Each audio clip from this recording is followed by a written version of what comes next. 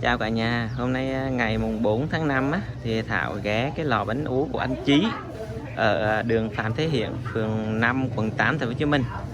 Đây là cái lò bánh ú rất là lâu đời ở Sài Gòn, tầm khoảng 50 năm ở Sài Gòn. Và đây là cũng là cái lò bánh ú với cái số lượng lớn nhất ở Sài Gòn.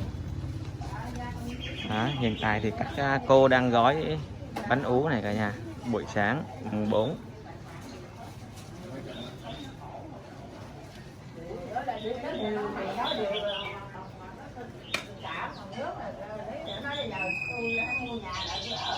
Năm sáu cô gói liên tục nhưng mà vẫn chưa đủ bánh để mà giao cho khách, tại vì là cái công đoạn nấu bánh nó rất là lâu, nấu tới 4 tiếng một nồi, khách người ta hối.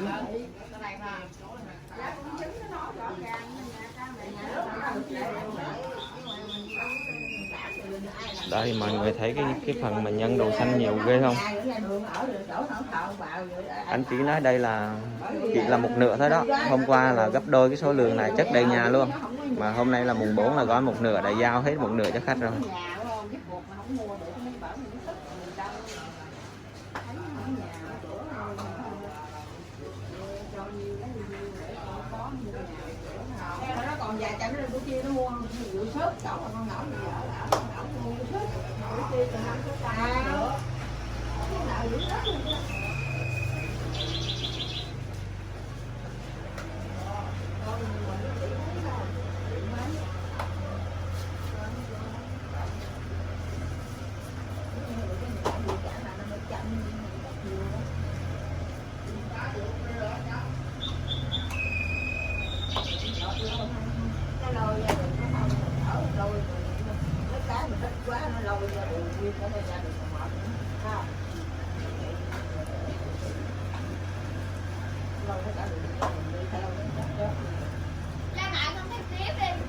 Rồi, lên nếp ra rồi tám đi.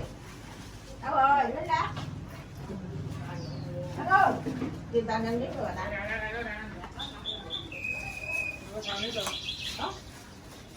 Nút lên, nắp rồi. Anh nắp từ nó giận không á. Giận là quá đấy. Biết đâu tưởng là cũng mới trộn mà chưa có đem đi nữa, tưởng là hết rồi cái mũi phải biết cũng mới trộn mà chưa có trộn, mới trộn xong.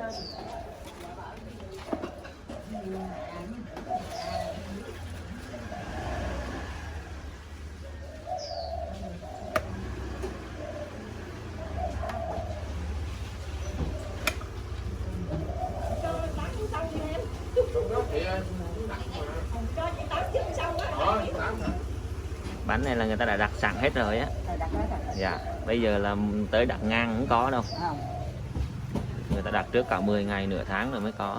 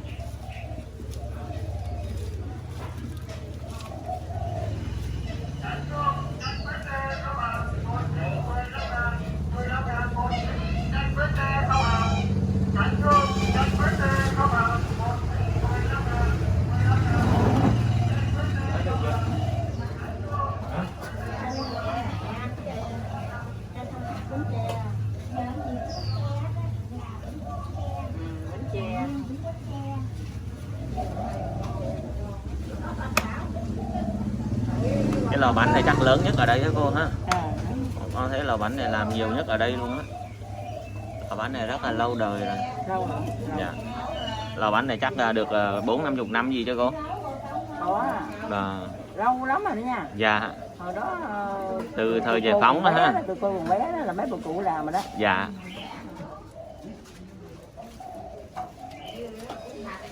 Cái lò này là rất là lớn luôn cả nhà. Ngon phải không? Lò này uy tín từ xưa giờ rồi.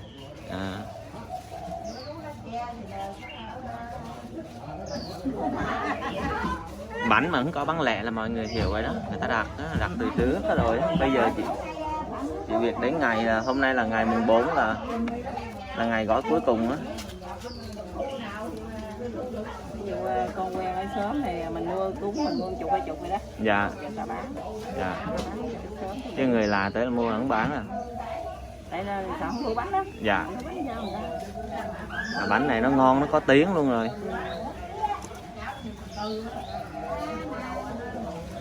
Đây là bánh ú lá tre cả nhà. Là người ta gói bằng cái lá tre bên ngoài á, cây lá tre này là lá tre này đặt từ Tây Ninh đúng không cô? Đó, lá tre này lá tre to á, cái lá tre ăn măng á. Dạ. Dạ dạ. Đó, thì nếp còn nhân là đậu xanh. Đó, cô gói rồi cô lật lại cái là thành cái bánh ú. Cô cái bánh ú tro là nó khác nữa hả cô? Hả? Bánh ú tro á. Bánh ú tro là họ ngâm cái tro nếp vô đúng không? Dạ. Dạ. Để nó thành từng cái chùm vậy đẹp vậy nè mọi người nè.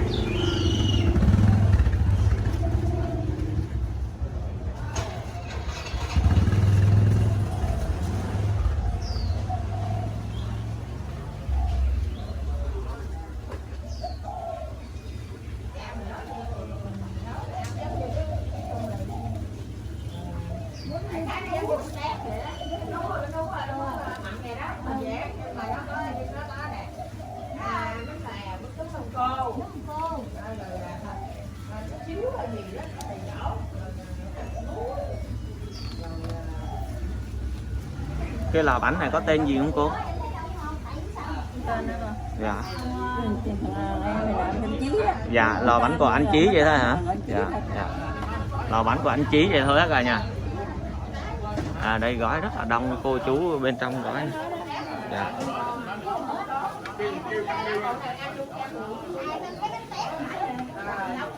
Mọi người tập trung gói rất là đông vui luôn.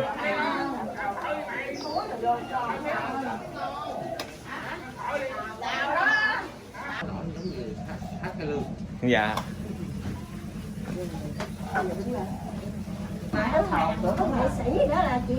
Bữa hôm nay là không làm.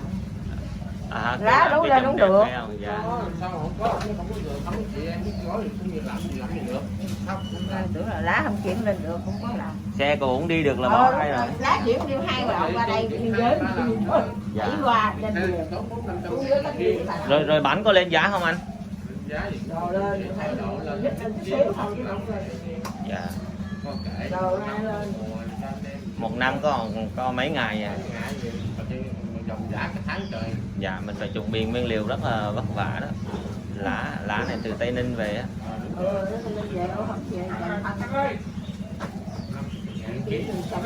50-60 kg lá tre này anh hả?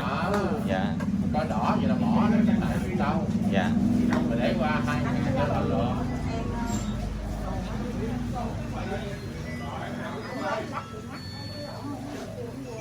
Alo. Mình lấy một con bông cho 22 này, lại lấy chút xíu nè.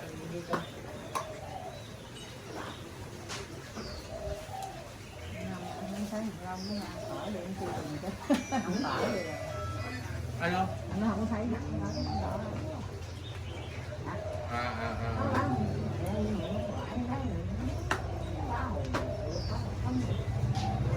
Đây là cân, đây là cân. Trời, cái lượng đậu xanh nhân chuẩn bị rất là nhiều nè mọi người.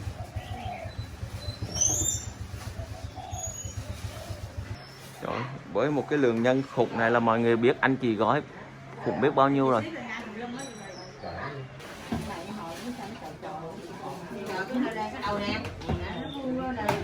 Đây là khâu cái chuẩn bị gạo của cả nhà, vo nếp để mình xả cho nó sạch.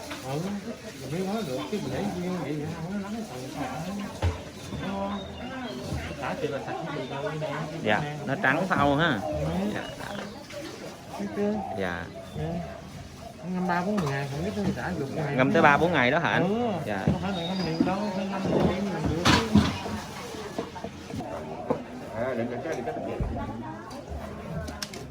Đó.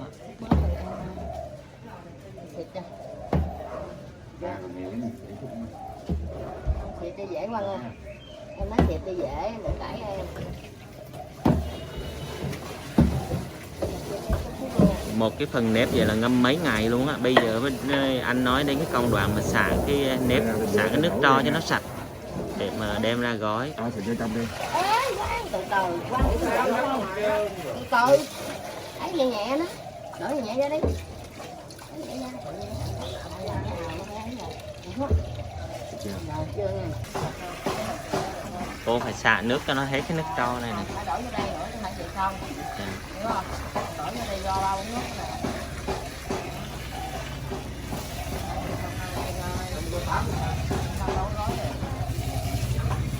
Mình ngâm nước tro rồi chút mình hấp luộc cái bánh nó lên là nó ra màu hơi đen đen đó cô ha. Dạ, mình vàng trong trong đó. Tức là nó che trong. Vậy giờ còn phải dứt lại nữa nè, sao vậy đó? Nó gọi là bánh ú tro đó. Bánh lá tro, lá tro. Bánh lá che.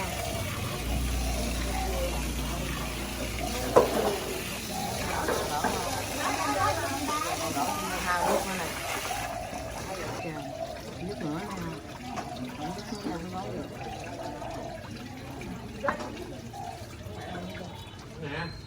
Cái vuốt nếp này không đủ đuối. Dạ. Dạ.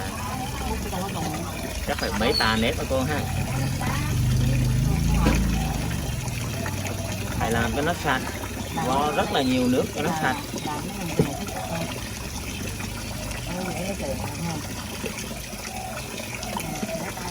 Dạ. Cái nước tro nó độc vậy đó con ạ. Nó ăn da đó. Sao cô không đeo bao tay vô? Đeo bao tay nó cạ đó. Dạ. Cô bị giờ cái đeo bao tay nó cạ. Hôm nay này là kết thúc rồi. Hôm nay 4 đây là hôm nay mùng 4 này là kết thúc rồi. Đeo như cái nó cạ đúng không? Dạ. Cô không cô đeo đâu mà nó còn ăn. Cô đâu có ăn cạ.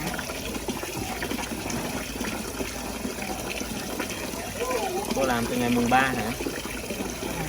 Mùng 2. Mùng 2, mùng 3, mùng 4, 3 ngày. Mùng 2 là còn nhân, cho nhân. Mùng 3 còn mình lúc này gói nè.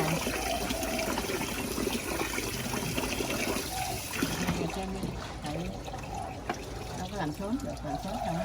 Dạ, làm sớm nó không có ngon, cái lò này rất là kỹ luôn. Mấy bà nó kêu vậy rồi. Giờ lắm.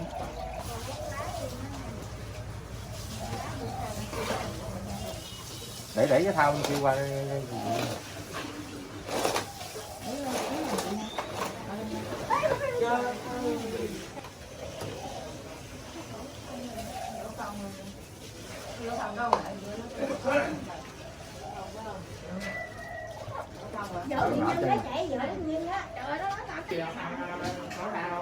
Rồi, một cái phần nhân cái này là anh chị nói là mới có một nửa thôi đó, mà nó nhiều như vậy nè. Hôm qua năm nay là gói hết nửa rồi đó.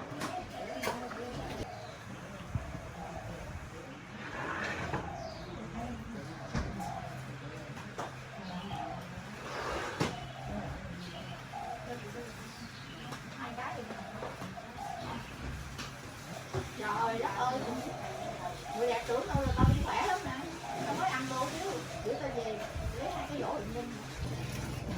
Cái khâu mà lá người ta cũng chuẩn bị rất là kỹ luôn. Lá cũng phải rửa sạch, tại vì cái lá là gói cái bánh trực tiếp ăn đó. Đúng rồi. Cho nên là phải rửa rất là sạch. Phải rửa sạch.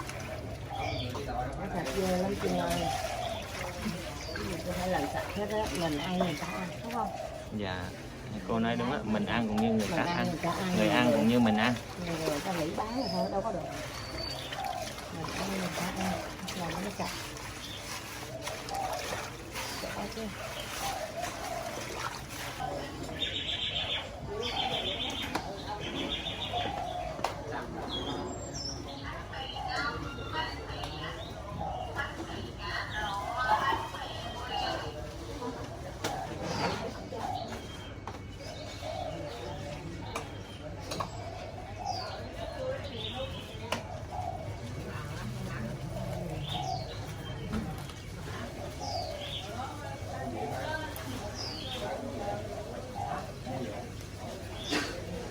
Cô mình siết một lần vậy thôi hả cô hả?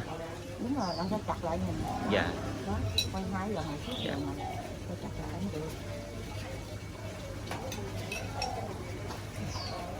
Con nó dễ nhưng mà khó gói ghê hả? Nhìn vậy thôi à. Dạ. Không, cũng khó cái lật này sao cho nó kín cái múi nữa nè, nước nó đừng có vô nữa nè. Dạ, con phải quay 2 tua rồi. Dạ, quay 2 tua. Gọn cho cái bẻ đó mày. Bẻ khó lắm. Không bẻ thì hồi đó Cái dĩa cái bánh nước lại đó con. Dạ. Nhanh dữ liệu nha. ở đây em cọ giờ em cọ cũng được.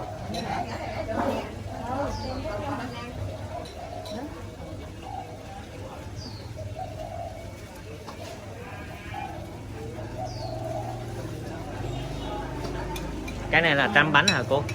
Hả? 60 cái, À, nửa trăm bánh. Dạ. Nửa Nửa trăm á. 100 là 120 cái. 120 cái. Dạ. 60 cái này.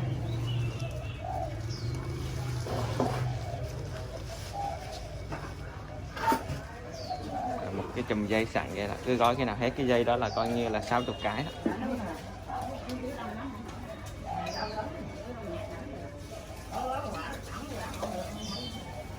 Hồi sáng thì không ai nợ hết trơn, nó không dám ai nợ. Đúng. Sáng cái chuyện gì tôi nói là dám quên không ai ấy đó.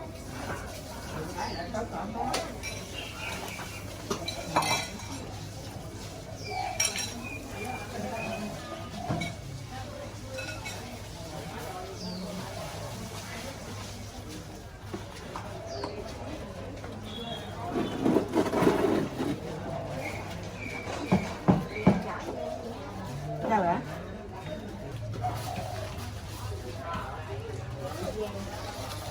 Xem nó xanh vô. Lấy vàng chứ, để cái giữa. Xem nó xanh vô đấy. Nó vàng nhưng mà nó dài cũng đỡ. Cho mình gói về ăn công hả con hả? Đúng rồi. Ăn công ngày hay là ăn bánh cô? Ăn bánh này nè. À, thì 100 bánh vậy là được bao nhiêu tiền cô? Một thiên vậy đó. Chưa biết. Một thiên là 1.200 hả cô? Đúng rồi. Dạ. Là 20 sâu giống vậy con. Dạ. Thiên vậy được nhiêu tiền cô? Chưa biết. Ngày cô gói được 2 thiên không? Cô lớn tuổi rồi đó. Dạ. Thiên mấy à? Cô gói thiên mấy? Đúng rồi.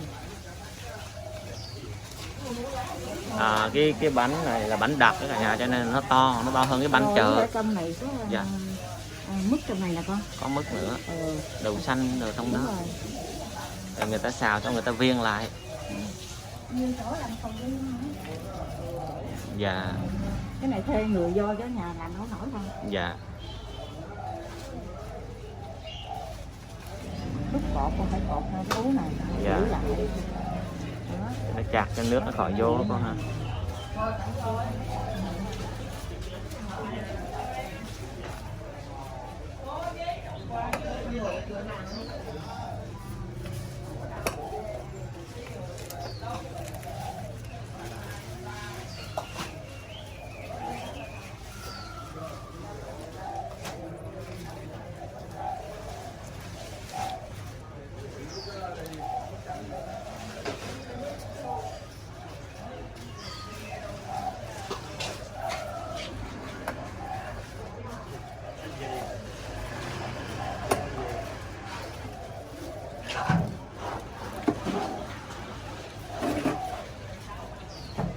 Cho chị gói dây cái này, cho chị nha, cục dây. Hãy chị cục dây.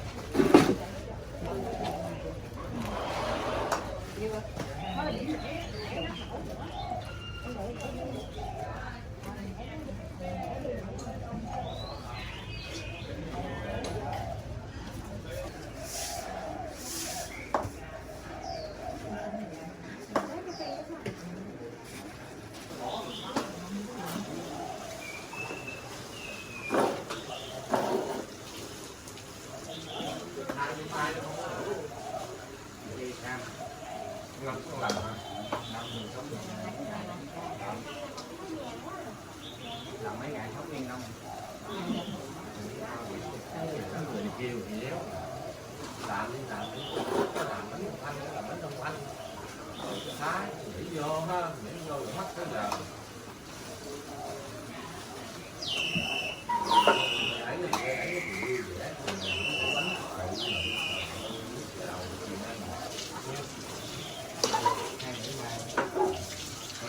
ở đây kêu á anh nào không mình kia lấy hai người ta không ai lấy thôi chứ không có cái là cái chợ thờ này có chuyện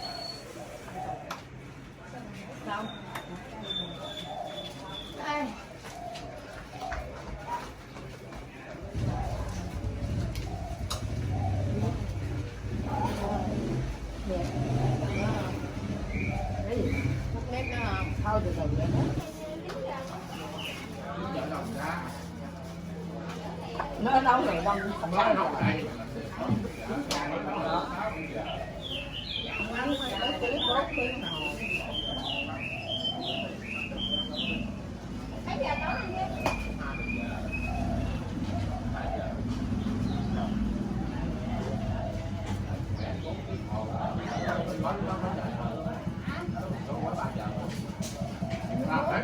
À mấy là cũng ba mấy đó.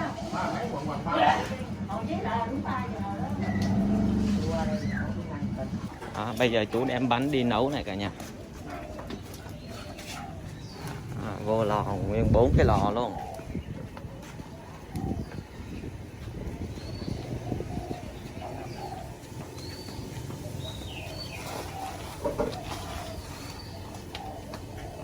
Chú nấu về mấy tiếng mới chín chú? 4 tiếng thôi. 4 tiếng. Trời ơi. 4 tiếng mới được nồi đó. Dạ. Có nồi nào gần ra chứ chú? 9 giờ mới ra. 9 giờ mới ra nồi nữa. Dạ.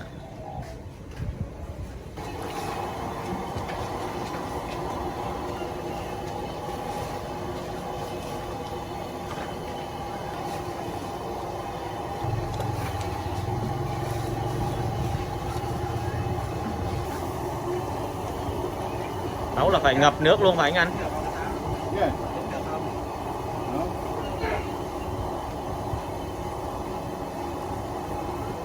Mỗi lần nấu bánh này là phải cho ngập nước để cho nó chín hết từ dưới lên trên.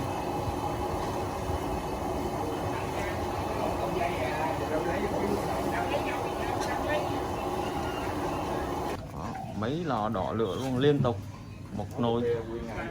Dạ, một nồi như vậy là 4 tiếng. Rồi, bỏ ra đi. Mấy canh mình đâu mà tự đâu.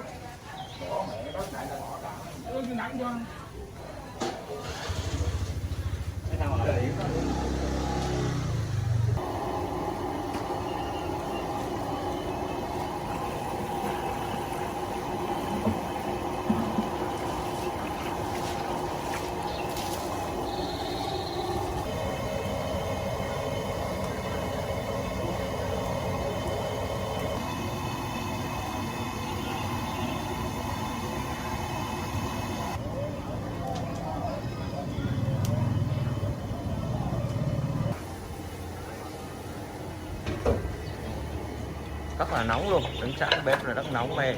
Để mà mấy anh này chịu nổi quen rồi, nghề rồi. Ơi bà ơi, ông nội. Đuổi thằng gì đi đậu kia đi. Ai à? Xỉn. Yeah. Rất là nóng. Xỉn mà.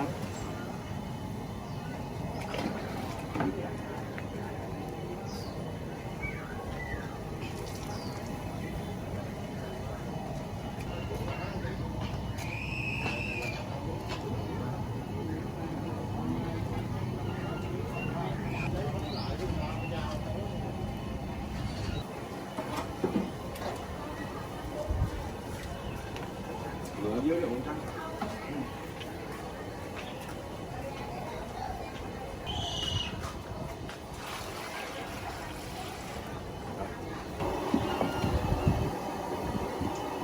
Rồi. Chín rồi đây á mọi người ơi. Thấy cái móc rồi không ạ? bánh ra lò.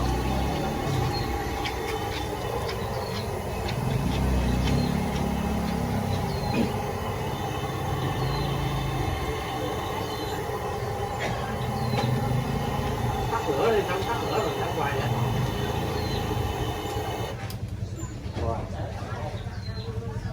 Trái người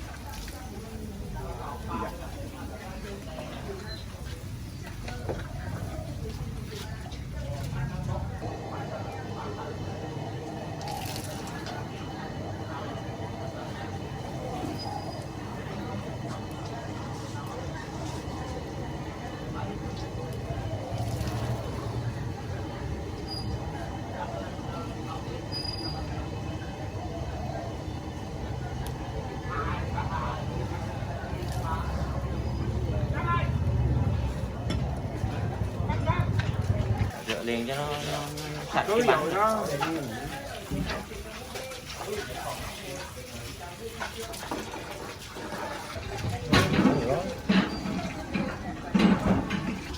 Bánh to ghê không mọi người, rồi lột cái lá ra, cái còn bánh nó to ghê, cục nhân ở giữa này.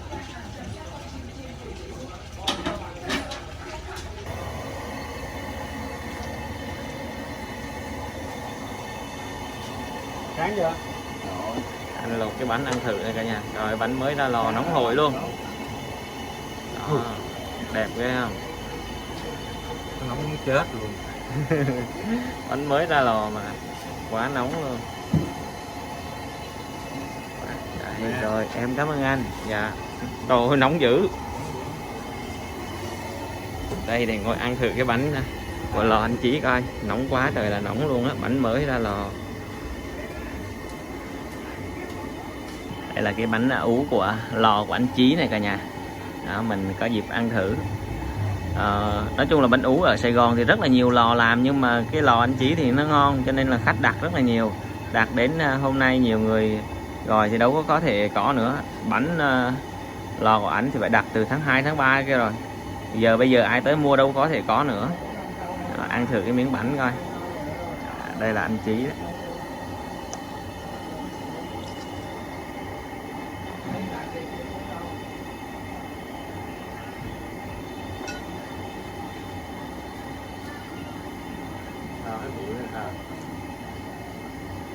Rất là dẻo, nó ngon á. Chưa ăn tới cái nhân, ăn thử thêm miếng vô cái tới cái nhân. Cái màu bánh ú tro lên màu đẹp thế này. Từ cái nếp trắng hồi nãy á, thì người ta ngâm với ú tro, khi mà luộc lên á, thì bánh nó ra cái màu đẹp như vậy này. Đó. Đây để Thảo ăn thêm cái vô cái nhân.